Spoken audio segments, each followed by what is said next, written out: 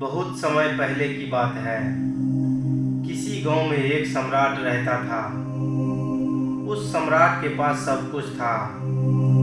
बेशुमार दौलत थी, अच्छी प्रजा थी जो उसका ख्याल रखती थी, उसके आदेशों का पालन किया करती थी और वह भी अपने प्रजा का खूब ध्यान रखता था। उन्हें कभी किसी चीज की कोई कमी महसूस नहीं होने देता था। कहने को तो उस सम्राट के पास सब कुछ था, किसी चीज की कोई कमी नहीं थी, लेकिन उसका मन कभी किसी एक काम पर नहीं टिक पाता था। वह जब भी किसी चीज को करने का प्रयास करता तो उसका ध्यान कहीं भटक जाता था। इस चीज को लेकर वह बहुत चिंतित रहता था। कई बार वह अपने बगल के राज के राजाओं से भी मिला था और सभी ने उसे अलग अलग राय दी थी।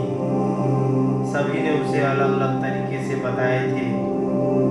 जो भी तरीके उस सम्राट ने सुने थे उन तरीकों को अपने जीवन में उतारा, लेकिन उन उपायों से उन्हें कोई लाभ न मिला, जिसके कारण वह हमेशा चिंतित रहता, परेशान रहता।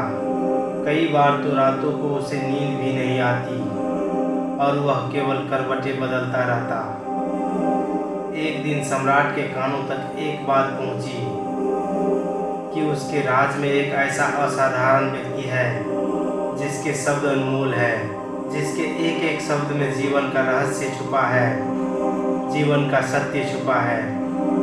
और उस व्यक्ति से मिलने के लिए लोग दूर दूर से आते हैं, क्योंकि हर व्यक्ति की समस्या का समाधान वह बहुत ही सरलता और आसानी से करता है। यह बात सुनकर सम्राट बहुत प्रसन्न हुआ। उसे लगा कि अब उसके सवालों का जवाब उसे मिल जाएगा। इतनी तारीफ सुनकर सम्राट ने यह तय किया कि वह तुरंत ही जाकर उस व्यक्ति से मिलेंगे और उसे यह भी पता चल जाएगा कि जो लोग उसकी तारीफ कर रहे हैं क्या वह सच है या नहीं। अगले दिन सुबह सुबह वह सम्राट उस व्यक्ति से मिलने के लिए निकल गया।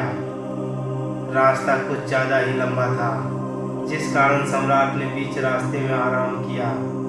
वहाँ पर उपस्थित हर कोई उस व्यक्ति के बारे में जानता था। जब सम्राट ने उनसे व्यक्ति के बारे में पूछा तो वे लोग उस असाधारण व्यक्ति की खूब तारीफ कर रहे थे।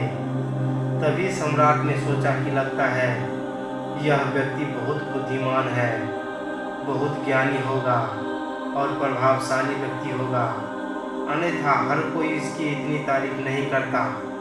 जरूर ही उस व्यक्ति में ऐसी कोई बात अवश्य है जिसके कारण हर कोई उन्हें जानता है और उनकी तारीफ कर रहा है। उस व्यक्ति की तारीफ सुनकर सम्राट के मन में उस व्यक्ति से मिलने की उत्सुकता और अधिक हो गई। अब वह सम्राट जल्द से जल्द उस व्यक्ति से मिलना चाहता था, जिसके कारण वह आगे का सफर तय करना शुरू कर देता है। जैसे तैसे वह सम्राट उस व्यक्ति के आश्रम पहुंचता है। आश्रम में उसे कोई नजर नहीं आता। आश्रम के पीछे एक छोटा सा बगीचा था। जब सम्राट वहां पहुंचा तो उसने देखा कि एक माली बगीचे में काम कर रहा था। उसका पूरा शरीर मिट्टी से लथपथ, पैरों में कोई चप्पल नहीं थी। उसको देखकर सम्राट ने माली से कहा, सुनिए महोदय, इस आश्रम में मालिक कहाँ है? सुनिए महोदय, इस आश्रम के मालिक कहाँ है? मैं उनसे मिलने आया हूँ। इस पर मालिक की जवाब देते हुए इस पर वह मालिक जवाब देते हुए कहता है, श्रीमान आप अंदर बैठिए, मैं उन्हें बुलाता हूँ। वह जल्द ही आपसे मिलने आएंगे, वह जल्द ही आपसे मिलेंगे। मालिक की यह बात सुनकर सम्राट अंदर ही कुटिया में जाकर बैठ गया और उस असाधारण व्यक्ति के आने का इंतजार करने लगा।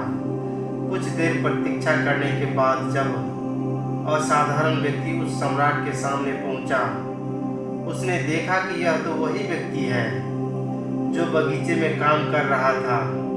सम्राट ने उन्हें नमस्कार किया और बहुत हैरानी से कहा, अरे आप तो वही माली हैं जो बाहर बगीचे में काम कर रहे थे। लेकिन अब की बार तो माली एक बौद्ध भिक्षु के रूप में आया था। तभी बौद्ध भिक्षु सम्राट से कहते हैं, सम्राट मेरा मजाक माफ कर दीजिए। मैं बगीचे में छोटा सा काम कर रहा था। मैं ही वहाँ का माली हूँ और मैं ही वह असाधारण व्यक्ति हूँ जिससे आप यहाँ इतनी दूर मिलने आए हैं। कृपया करके अपने आने का कारण बताइए। इस पर सम्राट उन बौद्ध भिक्षु से कहता है, महाराज, मैंने सुना है कि आप जैसा व्यक्ति इस पूरे राज्य में नहीं है। मैंने आपकी तारीफ सुनी है। मैंने आपके बारे में कई सारी अच्छी बातें सुनी है। मैंने यह भी सुना है कि आपके पास जो भी अपनी समस्या लेकर आता